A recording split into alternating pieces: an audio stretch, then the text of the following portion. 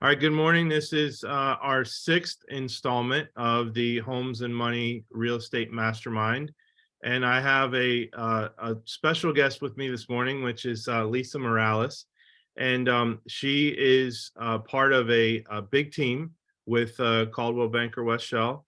And she and her husband do a lot of the business together. I actually, when I spoke to her about joining, they're a team, they work together, which is awesome. And then they have a lot of people that help them as well. Lisa is consistently in the top, I think 40 to 50, just depending. She'll probably finish the year in the 30s, who knows, but she's consistently a top agent, in the city. So welcome, Lisa. Thanks for joining me. Well, thanks for having me. It's exciting. Yes. So a couple of things that people may not know just to start out, but where are you from originally? I am from this area, Westchester, Fairfield area. My husband's from El Paso, Texas, and he was an Army recruiter, and that's where we met. And he stayed here, and that's where we raised our family in Lakota School District. Awesome.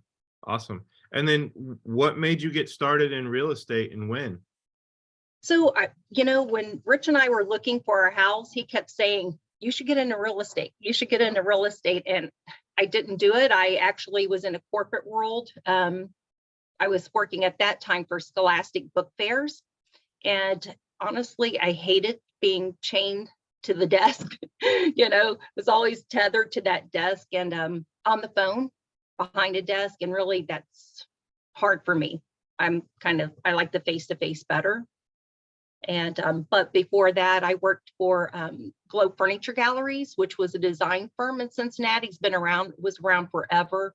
I was the first female manager there, and it kind of did go hand in hand with real estate because we did a lot with Homerama, a lot of new construction, doing the design work there. So kind of went hand in hand. Awesome. Yeah, Scholastic Book Fair. I mean, that was right here in Westchester too. They have a huge, distribution center. So that's really, really cool.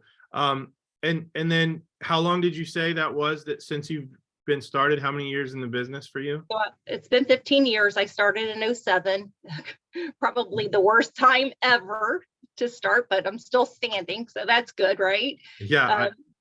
I actually started 3rd Street in 07 too. So, really, crazy. So, Yeah. I learned a lot. And in that time, I've seen the market rise and fall and everything in between. And I always say it's like a roller coaster ride, hold on to your hat because we're on a ride. But I did learn a lot in the beginning, just basic stuff that really kept me going, I think, over the years. Sure. And so have you been with the same brokerage your entire career?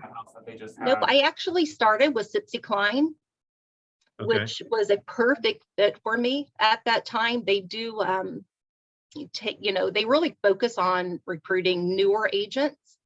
Okay. And that's great because I really needed that. They really dot their I's and cross their T's on a contract and kick it back if it's just not right. So it was very, very good training for me. I was there for almost 8 years. Okay.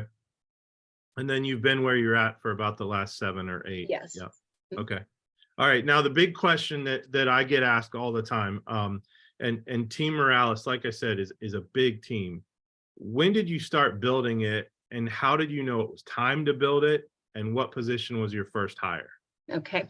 So I came to Coldwell Banker in 2014, and when I was approached by Joe King, the president, he was asking me how much business that I have going on at that time. At that time, I was juggling like 18 pendings by myself while I was still trying to show houses and list houses and be the best agent giving customer service that I possibly could.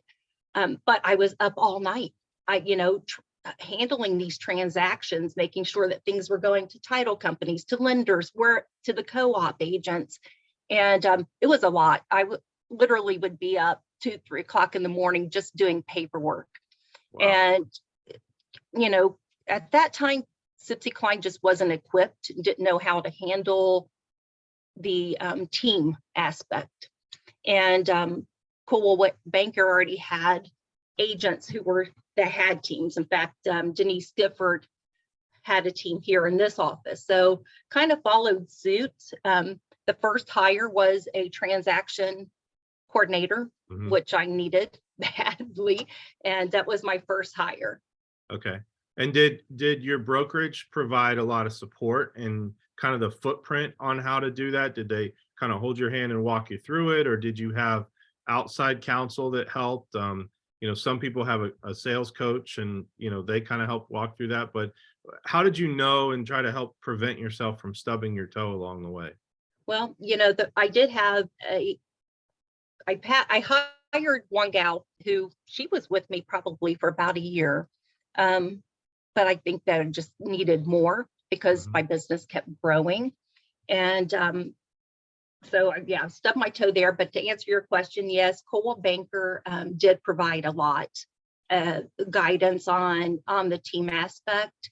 Also, I had a business coach at that time, was Steve Euler, Scott's dad. Okay. And he really, and Scott was forming his team at that time.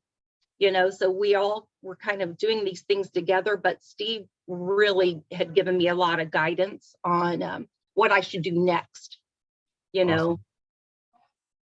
Yeah. So one big question I have for you, and I kind of alluded to this in the intro, and we've got some guests with us that kind of are in a similar boat today. But you're a husband and wife team.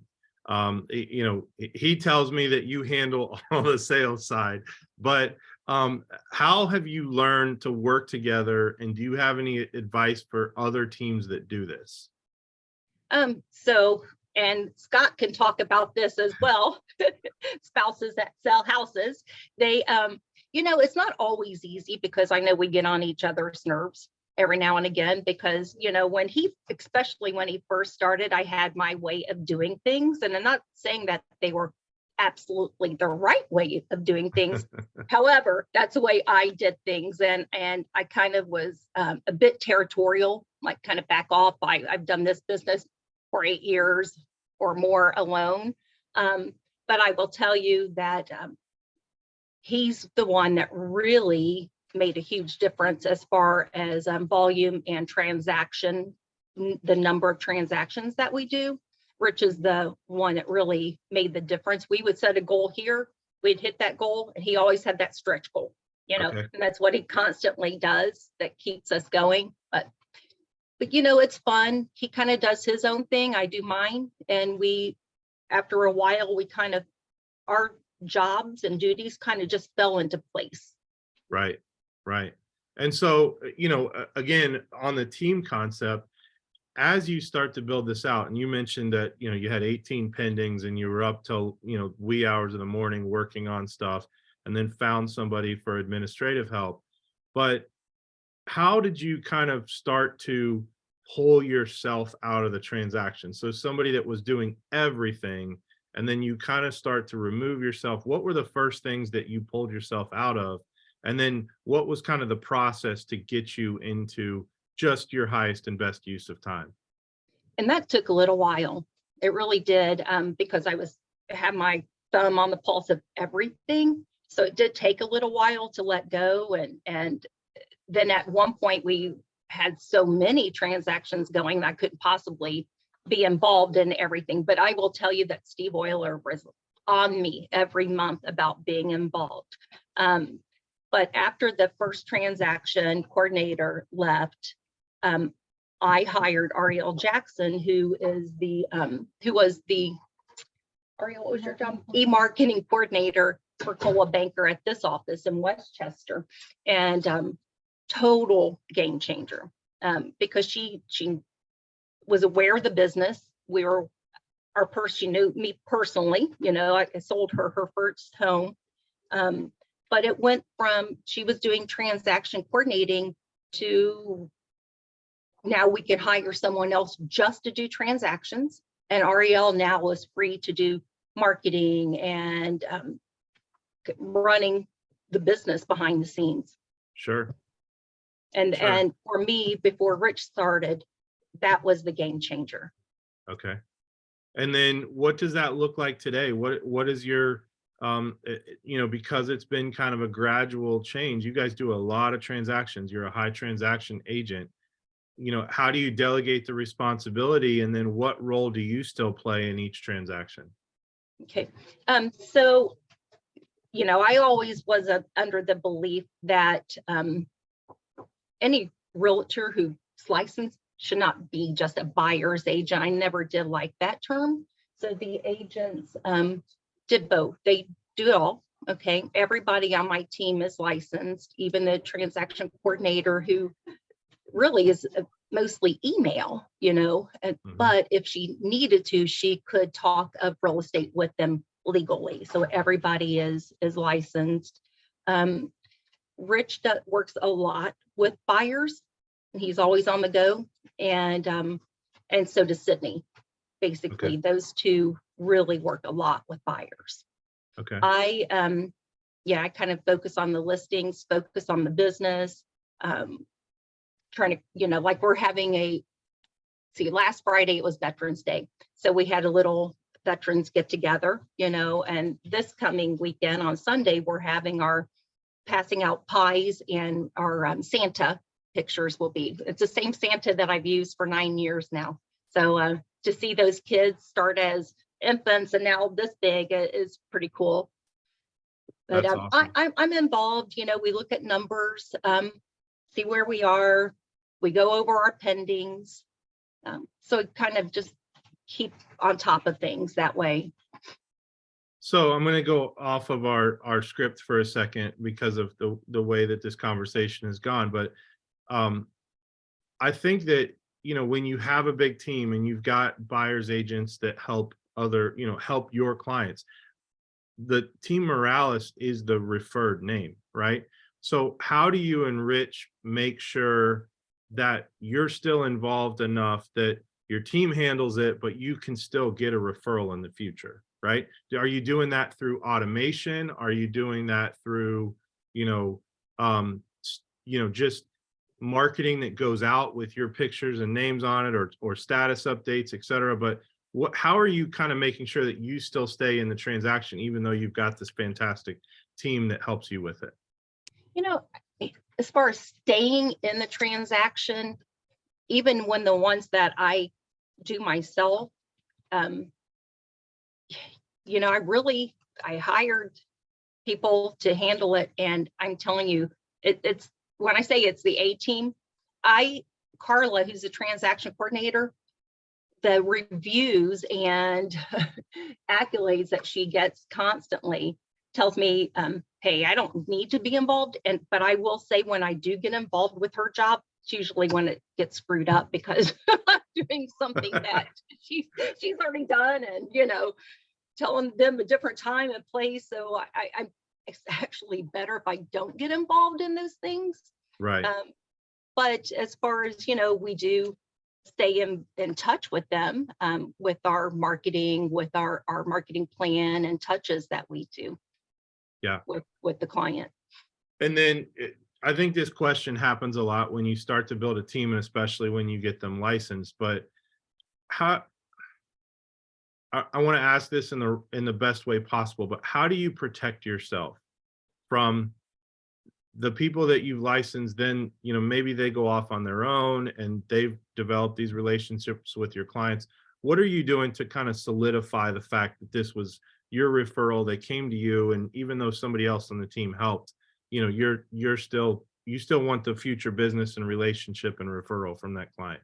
Yeah. So if it's business that we referred, given to them, or a lead or something like that, that client that's ours. Okay. And we have an signed agreement, that if you leave for some reason, that those clients stay with us. Okay. So that's an agreement. Any client that they bring, of course, that's theirs. We're not going to market or try to take their clients once they leave. That's not Sure. who Okay. we are and how we roll. But yeah, so they know, and we stay in touch with those clients. Okay. And then, along those same lines, how do you and Rich kind of delegate the responsibility amongst the team? Is there a certain niche that Rich is trying to work with versus other buyers agents on the team? Are you handling all listings? How do you typically try to designate or delegate the roles and responsibilities, or even the clients? When I first started, I kind of was like, all right, this agent, this is what you do. This is what you do. And right now we have, so it's myself and Rich and and our daughter Sydney is also on the team. So she does a lot with listings and buyers as well. But then we have two other agents, and they don't want, really at this point, they don't want the leads, they don't want the referrals, they want to work with their own clients and at their own pace. And that may be, I don't know, maybe what do you think Teresa does? Maybe a half a dozen, maybe a half a dozen deals a year.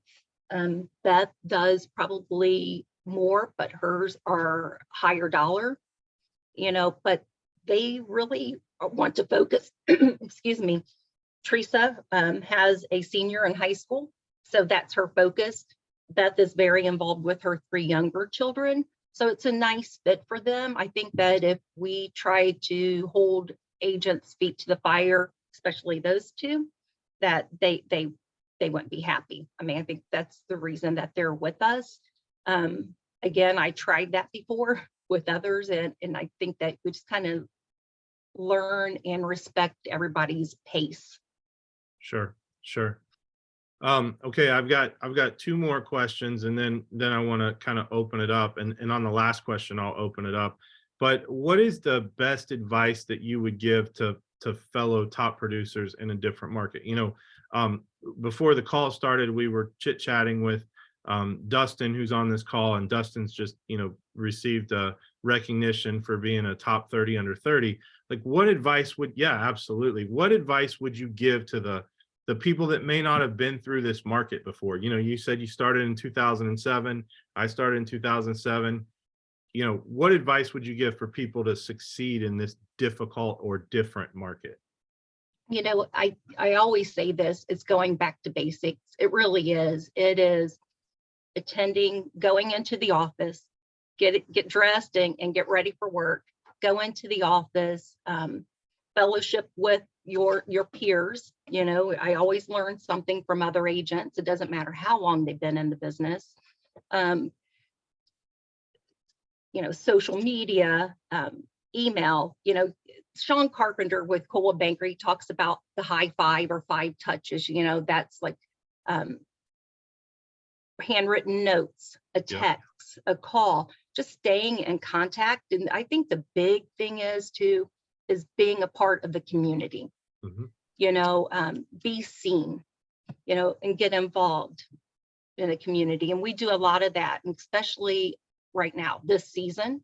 I'm really involved with the Salvation Army, and we sponsored so far 100 children for a coat, toy, and shoes. They call them angels, so it's one child. So we've taken on 100. I'm trying to coordinate agents who are on this call. This would be good.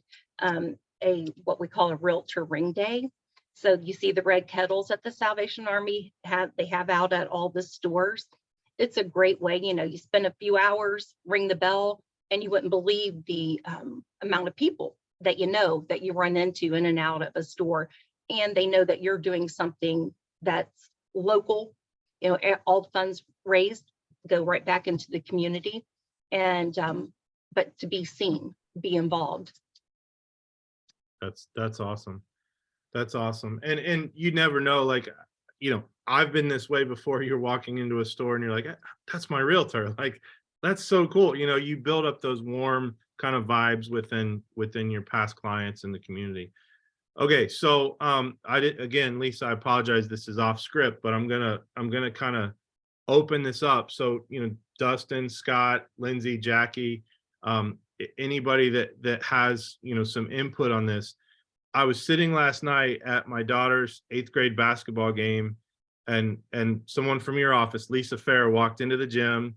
Her daughter was playing it in the game after, and she sat down and we were just having this conversation. So this market being different, what strategies are you employing to, not just knee-jerk reaction, drop price, or keep your listings, relevant? Also kind of helping buyers to maybe start to take action. The interest rates start going up and I'm going to wait, the rates are too high. What strategies are you employing in this market that you think might help your peers here?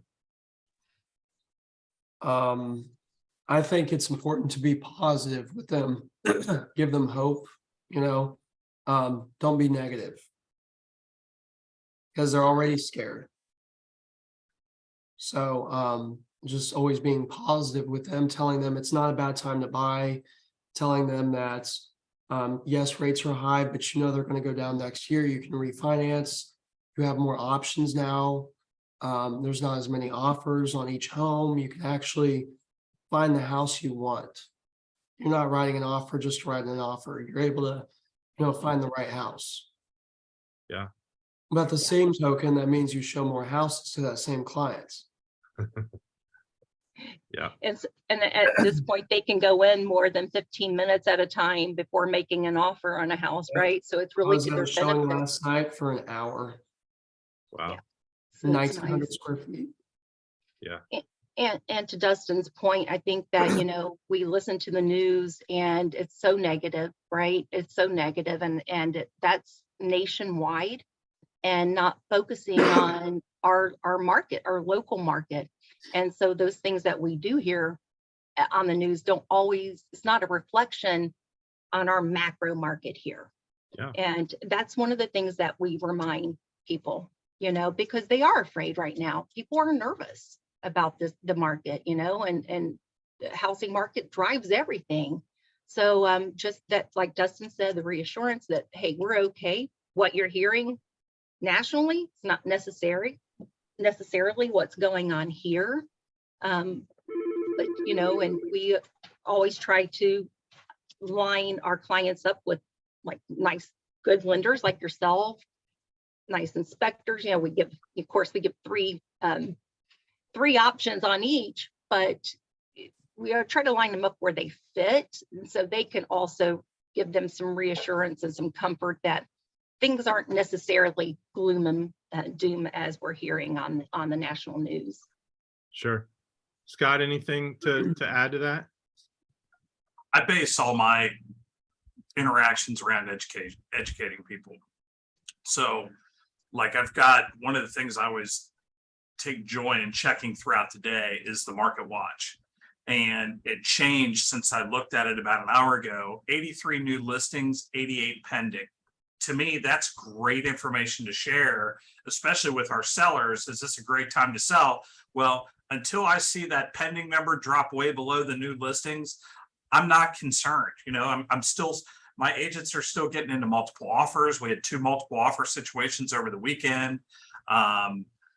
It's the properties that need a little bit of TLC that I'm seeing that are sitting on the market. I've had a couple experiences myself with those, but the ones that are move-in condition are ready to go. So now that's more conversation around prepping a listing for sale and what the buyers are looking for, what the market's dictating, because I assure them that you're still going to get top dollar for the house. It's a great time. Properties are still moving. There's plenty of people still holding paper. People have to move. And then as far as the buyer side, I've always said that the scales, you got your buyer scale, your seller scale, other than 08, coming out of 08, it's never been like this. It's always been kind of going like this and this, So the advantage of the way I talk to a buyer today is to say, well, look at the interest rates. Well, yeah, let's look at the interest rates. The interest rates are higher, but 6 months ago, 8-9 months ago, a year ago, you were going to spend $30,000 or $40,000 more for that house. Now, potentially, if it's not the HGTV home, you could get that house for $10,000, $20,000 below, and it kind of now brings that interest rate, in that scale back to level. So I think having that conversation is good. And then I believe it was Dustin talking about, refinancing, marry the house, date the rate, can always refinance. And then obviously too, the products that are coming out, instead of being quick to drop a price, I'll try and offer a buy down, or buy points, where on a $300,000 house, now we're talking about $3,000 instead of a $10,000 price drop. Sure. So, and then looking through your people that have shown the house and trying revisiting those agents. I mean, we've got to be a lot more aggressive in our marketing and our actions. Gone are the days we're just listed and literally forget it, which I really hated hearing that from people, that they would do that, because I did think that even when the market was crazy, it meant between, a multiple offer here to here, depending on, how you displayed the house and what you did for marketing, and, not selling in at the first high offer or two offers that came in. And Sure. we always held things for 48 hours. Sure. But yeah, the biggest thing is educating the people, and like, Lisa was touching base, that national news, Ohio, and I'm sure no matter what market you're in, you're either above it, at it, or below it. And I feel like we're below it here. I don't think that we're reacting the way the rest of it is. Even Sure. talking to the new home builders, I think they're starting to struggle, but they're still building a good amount of houses, it seems like. Yeah, it's interesting. And I saw the NAR report, just this morning. It came across through Housing Wire, and it just said, don't expect prices to drop all over the United States. I think we're seeing in Ohio that if any correction, it may be like 1%, but it may be nothing. So, from that standpoint. Well, I think it was August or September. My dad had given me a news report. I don't know, it was Enquirer or somewhere, but Ohio was number 5 in the country for the lowest inventory. Yeah. Still. Wow. So, that was a good thing for sellers. Sure. And then, of course, there was a report that came out, Jill was talking about the other day. In the last few weeks, there was a report that came out about rentals. I know, we don't typically deal with that, but that Ohio is among the highest rental increases in the country. Yep. Okay. Nuts. Questions from you guys. Dustin, Scott, Lindsay, do you have any questions for Lisa, or even for each other? Gosh, how many transactions were you doing before you needed help? So when I was with Sipsy before I came here, I had now it's different. They have a fiscal year. We have a, calendar year here, but I want to say that I had like around 50, 55 transactions. Okay, that sounds good, because I did 51 last year. Yeah. And I'm just solo. I don't have any help, don't have an assistant, nothing. That's And, strong. And it's not hard to do for me. And I have 2 kids. I mean, and I can still do it. So I just didn't know where, like, it made sense. Like, does it make sense at 40? Does it make you more money because you have more time to focus on your business? Or Yeah. So thinking about when I came here in 2014, technology is so different now. So different. So that really helps, Dustin. That helps keep you on track. There's programs like Folio that we use that shows like all the transactions, important dates, and it keeps everybody on the same page, from the co-op to the our transaction coordinator to one of the agents on my team, to the lender, to the title company. It keeps everybody. So that's called Folio. That helps a lot.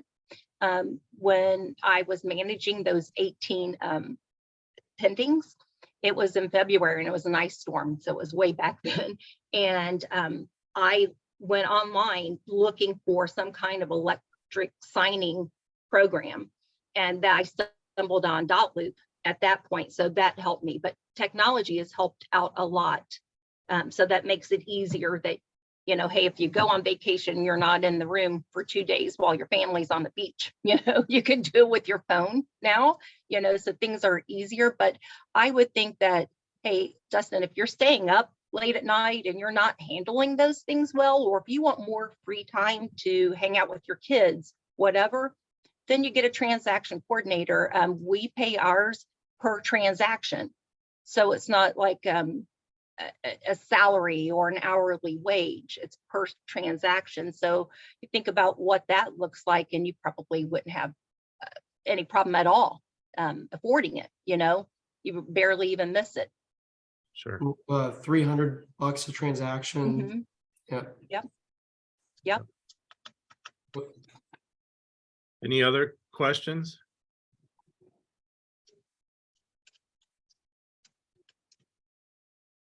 No?